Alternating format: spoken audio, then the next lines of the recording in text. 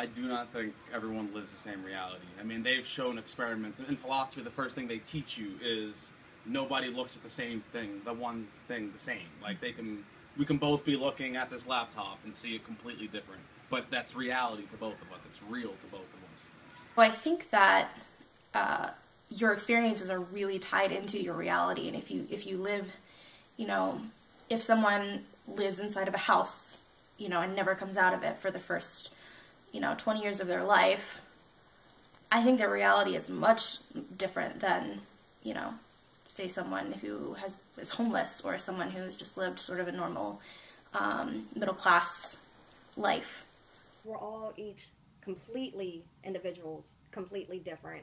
I may like something, I may like the color blue, and you may like the color green. And that's where we're all so very different. We all have different views and different lifestyles, really. I guess reality is reality. It's what's real. Let's say we have two different realities, given our views, our life stories, our way of thinking. Everyone perceives reality differently. Just because, again, it's, there are different people, like, even in other parts of the world, where you can't even fathom how they're living, or, like, what their day-to-day reality is.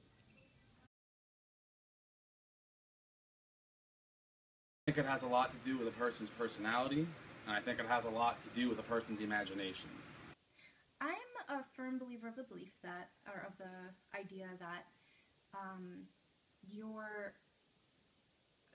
how you sort of perceive your surroundings is really reliant on, what you've been exposed to in the past. Whatever we're talking about, everybody has opinions on what everybody else has. I may not agree with somebody else's, but then we go into more conversations over what could be so small turn into something big. Experiences, events that shape our ideas and our futures and our thoughts. Just anything, like whatever anyone experiences, or from a day-to-day basis, it depends on, again, your upbringing, your childhood, the way you were raised, your experiences throughout your life, how you process things mentally, emotionally, physically. They say a lot of adults tend to lose their imagination. So if you start to lose your imagination, reality might, in a sense, become more dull. It might not be as creative as it was for, let's say, a child. So I definitely think that your experiences growing up and how it affects your mental state. The world, like how we view something probably tragic, that would happen. Traumatic events would shape how you see life, how you want to live your life, and therefore would change your thought process.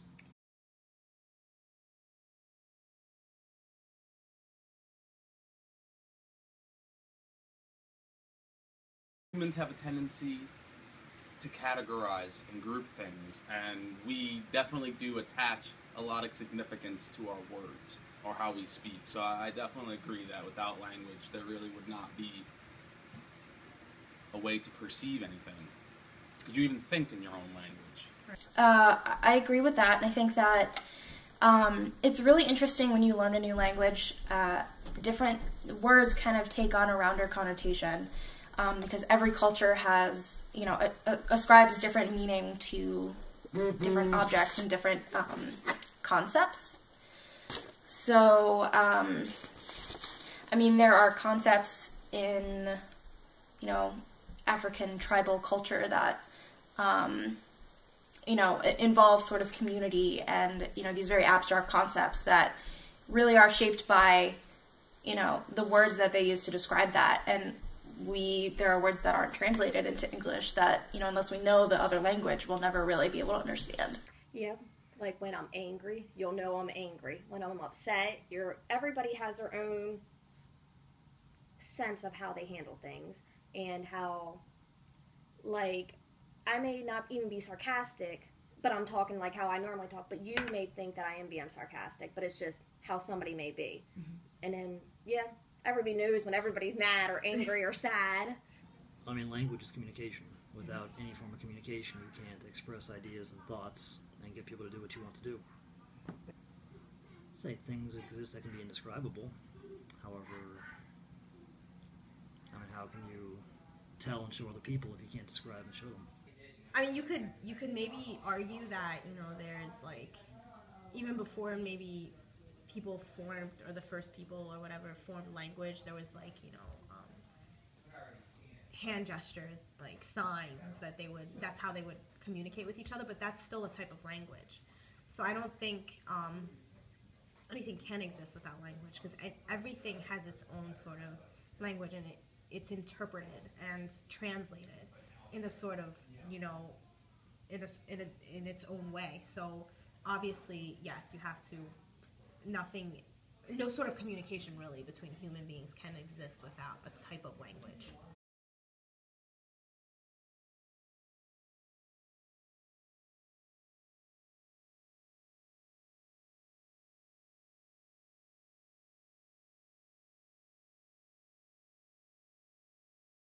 Knowledge is in fact power.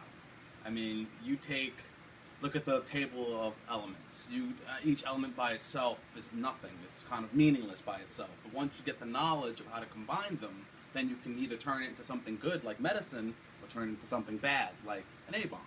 Communication hurts. I mean, if you know how to really, like, a good speaker can either move a crowd to tears or move a crowd to a riot, or move a crowd to do whatever they need to do. I mean, look at Manson. He did all that with just words.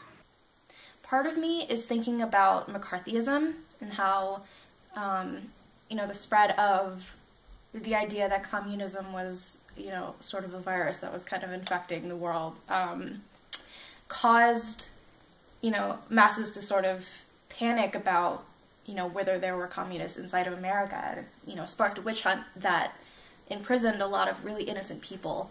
So I think in that way, that could cause a lot of disruption, but I'm not entirely sure that that means that we should withhold information. Mm-hmm. This may not really answer the question, but I think that charisma can kind of be wielded to sinister ends. You know, if you think about Hitler and the Holocaust, really kind of, you know, he used a lot of very political rhetoric to condemn a specific group of people for, you know, the misfortune of Germany as a whole. Anybody could take something way out of context depending on how they word it. When you hear things of the news reporters and they take something that's so wrong because they hear it by one person's mouth and then they run with it and then it turns into a bigger thing. You know, knowledge being power. If used incorrectly or with a bad moral base, can absolutely be bad. It influences masses. The masses are power. Well, let's take the Baltimore riots, for instance. They were incited by an event and then had leaders on the ground inciting the mass, which pretty much caused terror and anarchy throughout the city. I think one of the most powerful things is writing and language, both written and spoken. Words can have such a power on audiences. You know, like that's why we have so many authors that up to today, you know, even though they wrote way back, you know, maybe hundreds of years ago, we still celebrate because their words have had impacts on generations of people. It's absolutely dangerous, and if you don't use it, or if you don't like think before you speak something, or like, you know, even publishing something, there have been many things published throughout history that have caused trouble or like wars and battles, just because of what the content has been. So it's definitely dangerous, absolutely.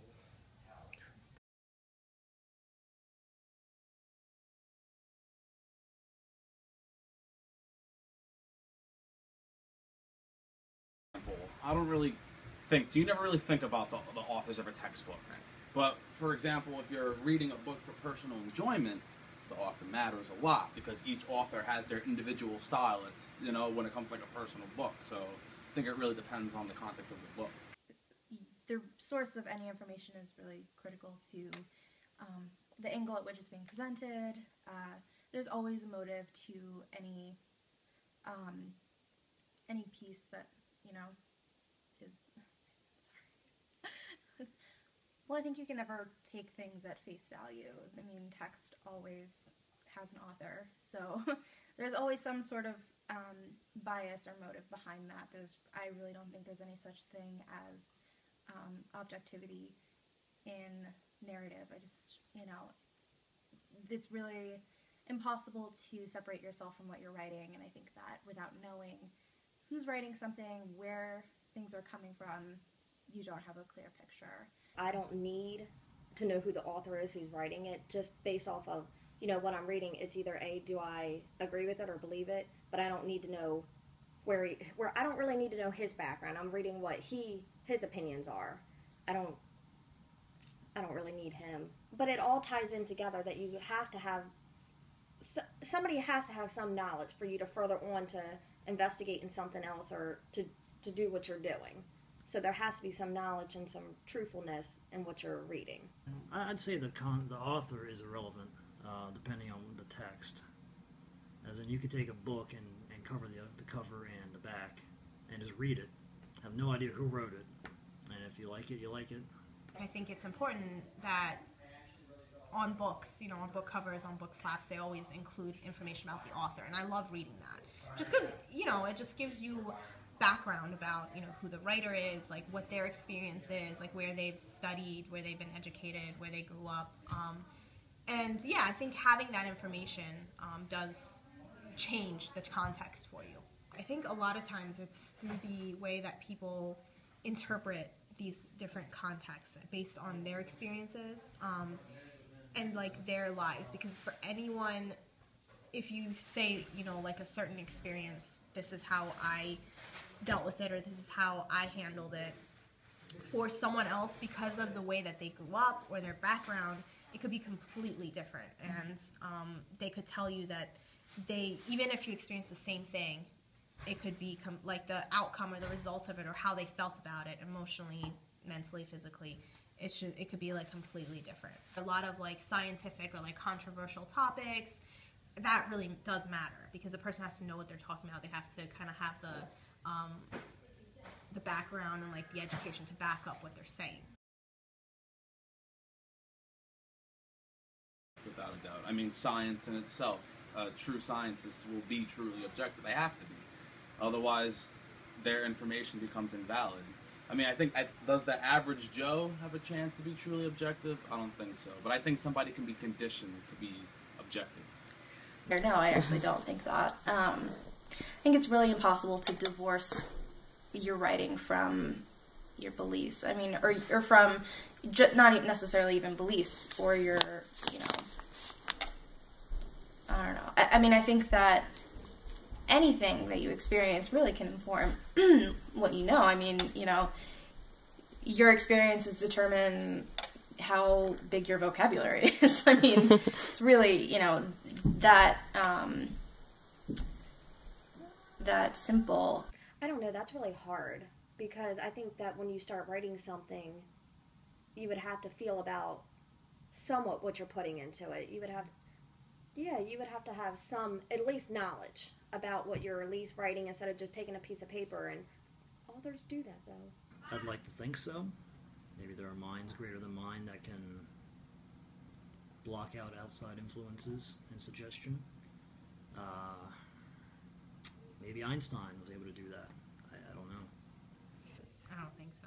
No, I mean, you can try, like, yeah, journalists do say that, yeah, they write without bias, or that it has to be, but that, no way. I mean, every news outlet that you can think of, I mean, like, take Fox, for example. It's like mostly Republican views, very conservative views.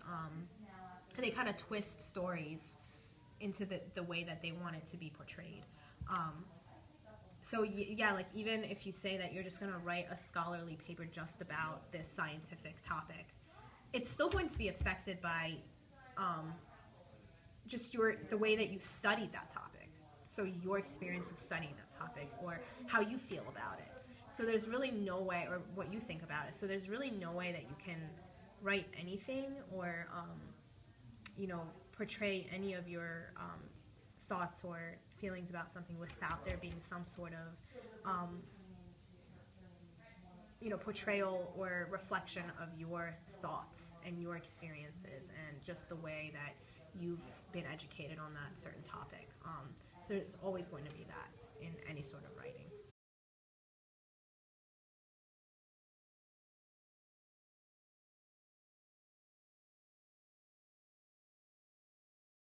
Science in itself is an entity, and it changes, it grows with the times. I mean, hundreds of years ago, they thought the world was flat, and that was an absolute truth to them. And if you go back in time, they'll still think 100% the world is flat. But clearly it wasn't. So, I mean, truth changes. I don't really think there's an absolute truth. I think truth is just relevant to the times. We have such a limited... I mean, we've only been a species for such a short period, like a, very small period of time in the history of the universe. And I mean, we don't even know the boundaries of that universe. We are a little speck. Like, I really don't think that there's any way for us to really know anything. And I actually think even the concept of having a basis for scientific fact and scientific, basis for life, it's really just a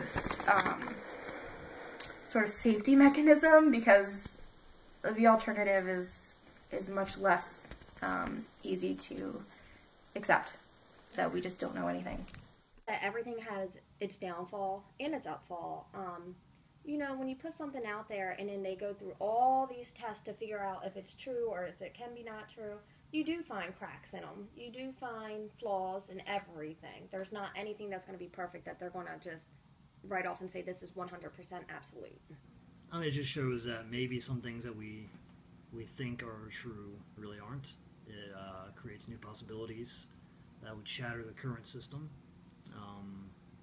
leading to new discoveries, things that maybe people didn't think of. Yeah, I think it's definitely affected by anomalies based on further research that is done, or just new knowledge. Because nowadays, for up to now, they say that chemotherapy is the only way you can get rid of cancer, or you can treat cancer. But just recently, Johns Hopkins came out with this article saying that, basically chemotherapy, you're basically putting poison into your body, and it's going to pretty much ruin all your other organs. And the cancer maybe you may get rid of it at that moment, or for a while, but then it may come back with a vengeance in a couple years because of the radiation that you're putting into your body. So there's new knowledge, there's new research every day, especially in the scientific field.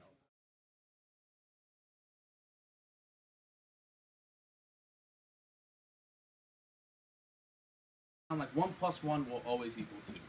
Stuff like that. Like, air molecules will always have the same molecules in it. But when it comes to, I guess a better way to say it is social truths, that's when they start to change. How this information is applied is when the truth starts to change.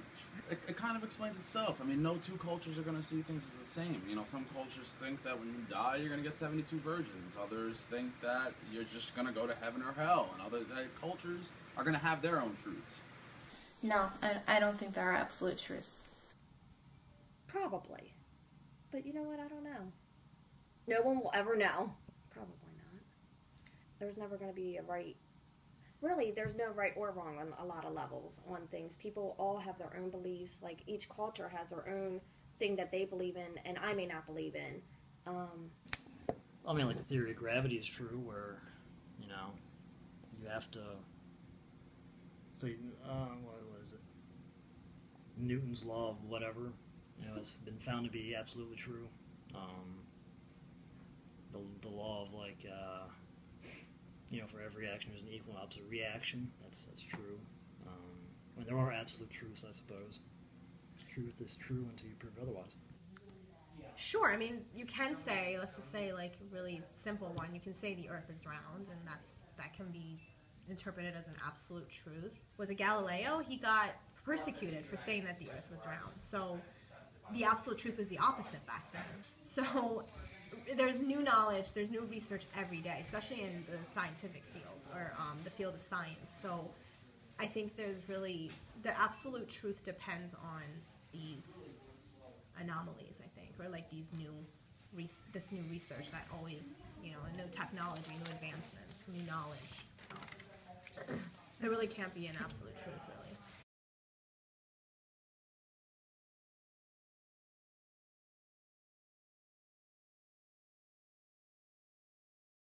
I mean, smartphones affected people's social skills. They affected people's attention spans. They affected people's vocabularies. I mean, there are people out there who don't know how to spell full words. There are people out there right now who don't know the difference between there, and there. And I think it's all because of technology. I mean, technology has gotten to the point that it's holding us back. The history of British literature. You'll see sort of, or just European literature, you'll see sort of from when, you know, they were still speaking Old English. You have the Canterbury Tales, you have Milton, you've got these very long-form poetic pieces. Canterbury Tales being more of a minstrel sort of piece. And then if you look at Old Irish, old, you know, Celtic literature, it's written in a form that is meant to be spoken aloud.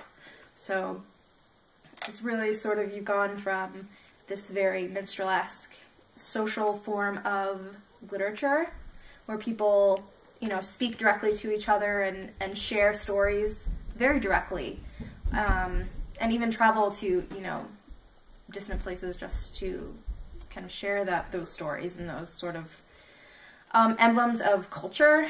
And then you sort of get into literature, which I think has, or like written language and written literature, which I think has kind of almost made it less accessible. Especially, you know, if you're looking at verbal literature, it's really accessible to anybody. It's not, you know, you don't have the prerequisite of having to know how to read.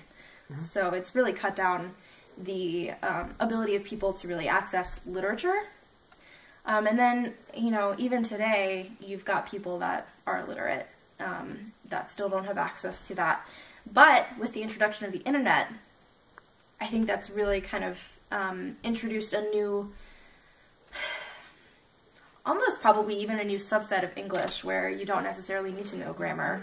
You don't need to know $5 words. You don't need to know how to structure a sentence. You can use these very convenient abbreviations and like emoticons for very directly being like, you know, this is how I feel. But illiteracy doesn't necessarily stop there, and I think that sort of impacts the way that English is formed in general. And then I also think that with the introduction of the internet and various forms of technology, we're constantly looking back and forth from each screen, which is making our attention spans plummet. So I actually think, you know, long forms of narrative may be disappearing a little bit, or will in the future. Everything, because they can no longer think for themselves now. I really do believe the people in school, when they're told to write something, or they can't even think of it because they're told what to look for and then they Google it, so their mind's not even processing what to even begin to think because they're too busy going straight to Google to find the answer. So the computer does all their thinking. They don't even think anymore. It's changed everything. It allows for instantaneous communication, and now we know that thoughts can be moved as fast as we can think them. Well, like social media on technology, that's all kids focus on. It's drawing their attention away from the real world. They no longer care for physical experience. They'd rather chat on Facebook. So I'd say it changes their psyche as it changes their priorities and their view of the world. We're impatient. We can't just like sit there without anything to do. Like, you have to be on your phone. You have to be texting somebody, or if you want to be out of an awkward situation, you text someone or pretend to be texting somebody. And it's also affected our communication immensely.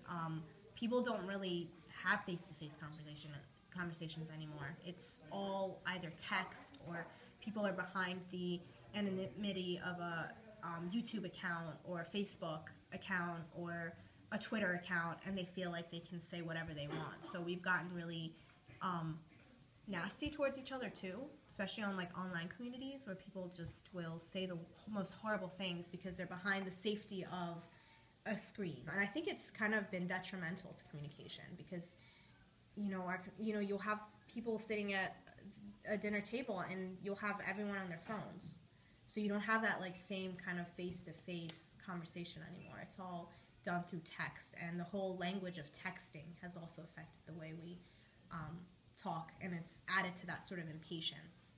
So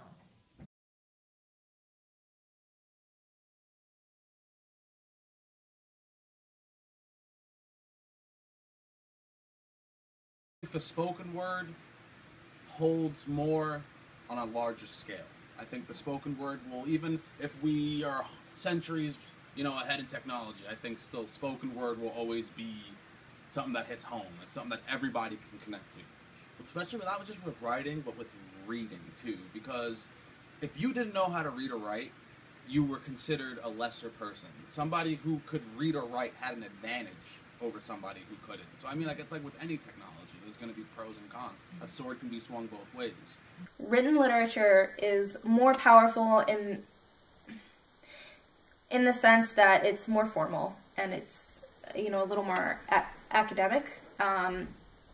But I think that spoken word is much more impactful in the way that people sort of perceive things. Probably being spoken to has more power because, you're speaking personally to that person. You're actually hearing it from that person's mouth. And sometimes I like that better, to be having a one-on-one conversation versus getting an email about something or a text message about something, but just picking up the phone or even just having an actual conversation with that person. I feel like it goes further in depth.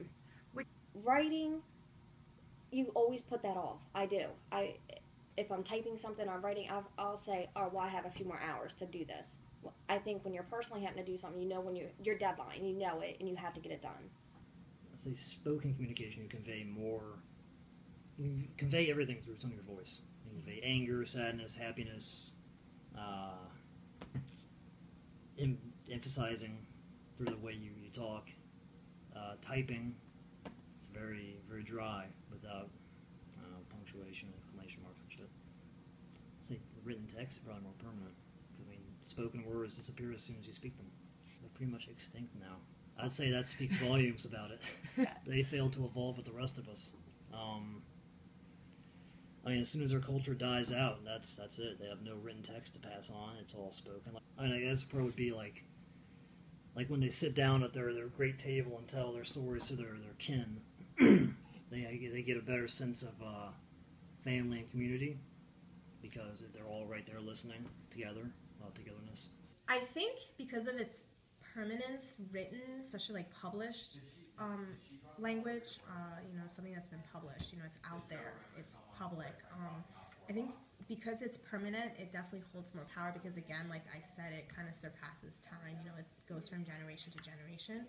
But I think spoken language has more of an immediacy because, like, that's why like speeches have such an impact on people because, when a speech is being given, it's like the momentum and like that, like the times, like, with the way that technology is going and with the way that just people are advancing along with it, or the oral culture is definitely more relevant to our times. But I don't think that we should lose writing or like the art of writing because it's really important. And if we want our generation and our time to kind of how do I want to put it, like to kind of have an effect on later generations, or to not kind of how do I want to say, like fade away with us and with the technology, then we want to have or to hold on to that art of writing and to kind of teach our kids and our later generations to know how to write because communication is important. It is an absolute truth that the new Star Wars movie is gonna be worse than the original Star Wars movies. That is the one absolute truth.